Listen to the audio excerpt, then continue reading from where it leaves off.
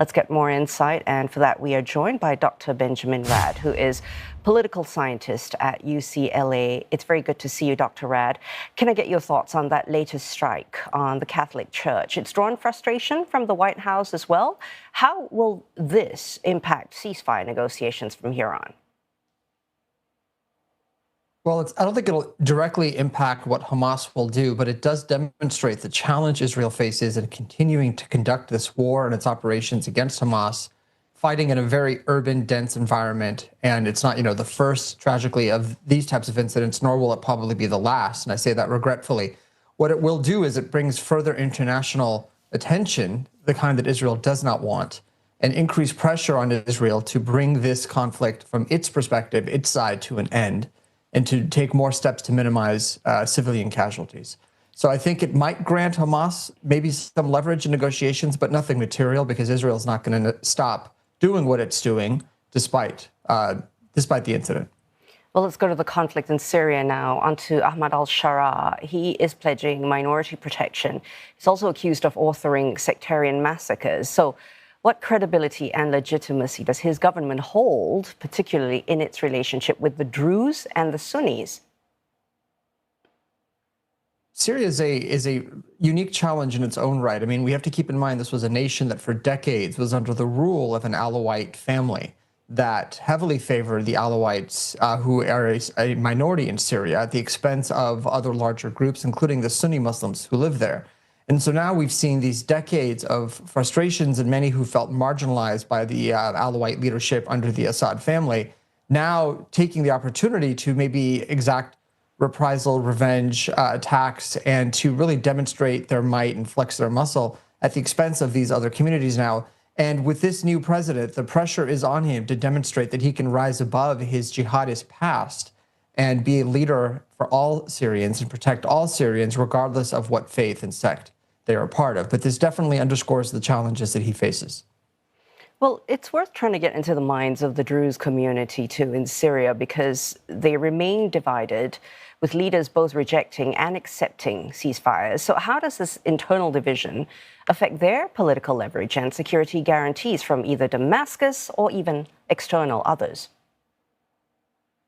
Yeah, that's a great question. And what makes this particularly challenging for the Druze is the fact that their population and the followers are really scattered, not just in Syria, but also in the occupied Golan Heights, which Israel has controlled since the 1973 war.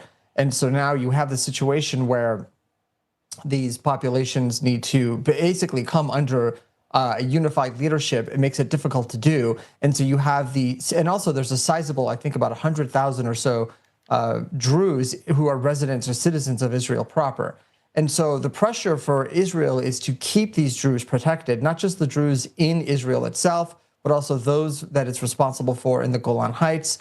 And then this adds to the pressure of the Syrian government in trying to keep a unified approach to governing all of its citizens. But again, this lack of cohesiveness, I think, weakens the ability of the Druze to really protect, to seek and obtain protection from the Syrian government. Nevertheless, this is exactly what these sectarian conflicts, this is what people feared with the fall of the Assad regime, that we would be seeing conflicts of this type, especially when you have decentralized leadership within these minority communities. When it comes to Israel, Dr. Radd, with the ultra-Orthodox parties leaving Benjamin Netanyahu's coalition, how could that internal political instability then influence Israel's Syria policy and decision-making around the Druze?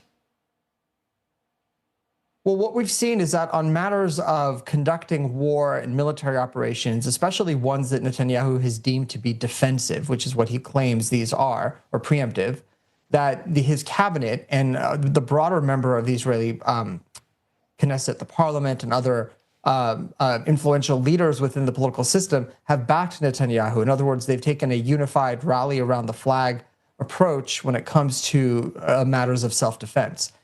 In this particular case, I think there will be agreement on how this is going to be handled. The challenge for Netanyahu becomes in his domestic standing, his domestic credibility, and any crack in his coalition, any chance of that coalition weakening or falling apart, undermines his ability to rule and to have a mandate for leadership, and poses a legal risk for him as he faces these charges of corruption.